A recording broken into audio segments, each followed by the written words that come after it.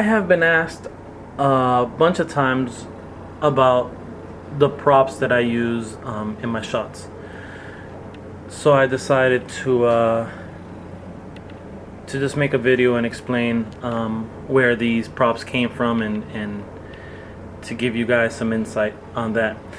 First and foremost, I gotta thank Mix Bomber over on IG, because he has been a cool ass dude since I met him, and a lot of the furniture I got directly from him at a discounted price. I'm assuming he uses that, I guess Hobby Lobby in my area, on the East Coast or in Boston, in Massachusetts. The art store of choice here is AC Moore or Michaels. So AC Moore and Michaels, they do carry the furniture from time to time, but it's never the good stuff. It's always the cheaper type stuff. So Miggs is over from California, or he lives in California, so I guess they get the better stuff. So a lot of what I've received has been from him. The assumption is that he gets it at a 50%. They give coupons where every Sunday you get 50% off one item. So he gets these, and they go for as much as $50, $60, and he gets the percentage, and then he charges me a few bucks extra. So it's really appreciated. The leather sofas came from him. The furniture as well. The bookshelves, the TV, chest there, the side table.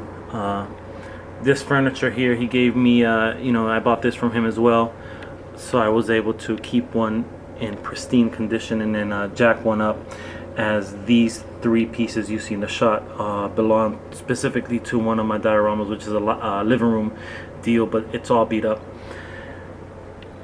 And then other pieces I acquire in different ways. For example, these windows can be, this one belongs to a diorama.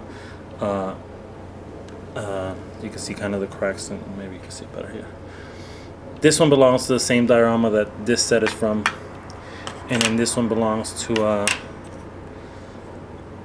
the cleaner living room. And actually the cool thing about this is that this is just a spray painted piece of packaging plastic, so that you can't see through the other side. So that's kind of cool. I got the idea from Bob Diod, I believe. The rug came from Mix Bomber as well, and again, this is dollhouse furniture. One of my favorite pieces is this bucket. Came with the Muppets. I forgot the name of the Muppet, but it was part of the Muppets line from a few years ago. Same thing with the barrel and the stool. I haven't used this yet. I'm trying to figure out how to use it. But this is it came with a McFarlane. I forgot. It's a McFarlane piece. I just forgot the name. It was a package like I'm not even trying to pretend, but where I know, I have no idea. This desk I just bought on eBay. As you see, I've already lost two of the. Man, that sucks. I'm sure one of them is in the case. The other one, I have no idea where it went to. But it's real cool. It has that leather top and faux leather, and then the drawers or whatever. Same thing with these. All of these, the drawers pull out and so forth. So this is the majority of what I have in terms of furniture, and it all coincides, or it all belongs to a diorama. And I'm real happy with that. I've been able to take some cool shots, and so much more to go in terms of ideas that as they come up in my head, then I will execute them with a setup and kind of go that route. Before I even got into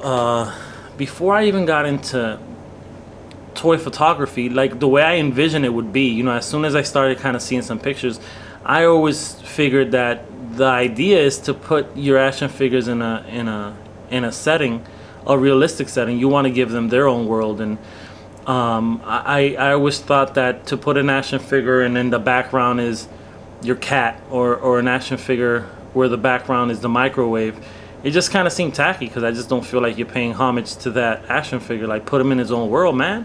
Now I understand from time to time you want to do some cool or funny shots where you may use your pets, and that's cool. I get that.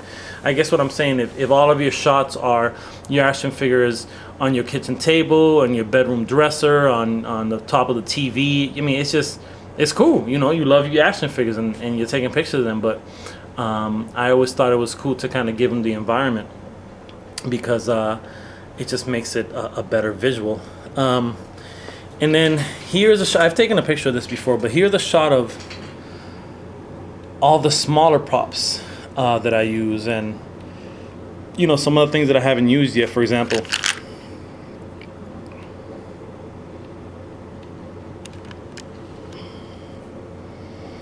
this little thing. It's like a little test tube baby, a one-eye test tube baby. It's kind of cool. I have no idea how I'm using it. I'll figure out a way though. Also got some, you know, you guys have seen this before, where I have some beer and weapons, a bunch of weapons, Uzis and handguns and some of the bigger weapons. I like this chainsaw. I want to use them more often. This actually, I just painted the. This was it came with an Eminem action figure actually, and it said Eminem on the blade. I just took a silver marker recently and took his name out, but it's kind of cool. It's a pretty realistic chainsaw. Some of the other pieces, I keep a lot of my extra heads here, so you'll see Sharon Carter and Dum Dum and Nick Fury, the Pig Dude, some leaves that I haven't used yet, but I will at some point. Bunch of presents that I got recently that I'm going to use tonight. Hawkeye's arrows, I've seen people review the figure and the arrow's always jacked up, and I think the reason the arrows are jacked up is because if you put them inside his little you know, the holder in the back, I don't even know what it's called, whatever, it starts to stick and the paint starts to peel off as you're pulling it off, you know, pulling out of the holder there. So I just decided just to keep them separate. You know, everything from hammers to books, notebook, some more weapons, pizza,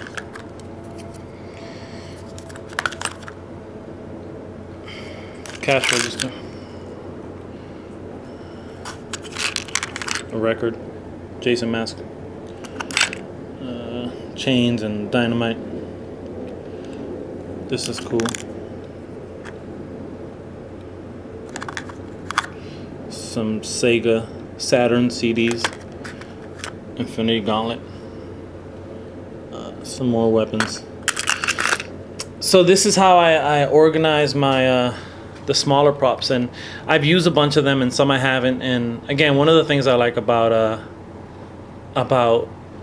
toy photography is that, you know, I keep, you know, I've always collected and I keep collecting, and eventually there's some figures I won't use for a real long time, and eventually I will use them.